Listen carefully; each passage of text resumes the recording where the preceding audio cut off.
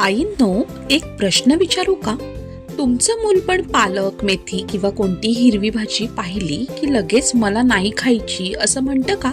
मग आजची ही छोटीशी ट्रिक तुमच्यासाठीच आहे. हाय, मी अनघा.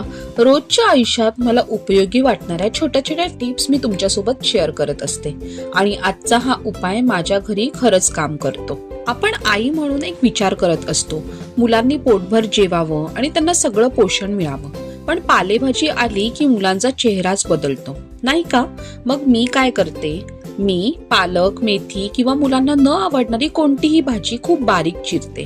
डाळ शिजवताना ती त्यातच घालते आणि दोन्ही अगदी मऊ होईपर्यंत शिजवते. नंतर डाळ हलकीशी घोटून घेते, त्यामुळे भाजी वेगळी दिसत नाही, पण तिचं सगळं पोषण डाळीत मिसळून जातं. गरमागरम भात, त्यावर थोडंसं तूप आणि ही डाळ माझ्या घरी तर अगदी छान खाल्ली जाते.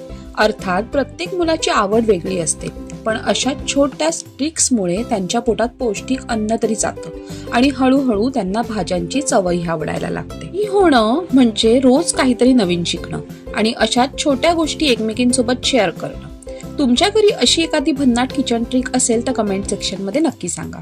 कदाचित तुमची एक टीप हजारो आईंच्या उपयोगी पडेल. चला तर मग आजच्यासाठी एवढंच. भेटूयात पुढच्या व्हिडिओमध्ये. बाय.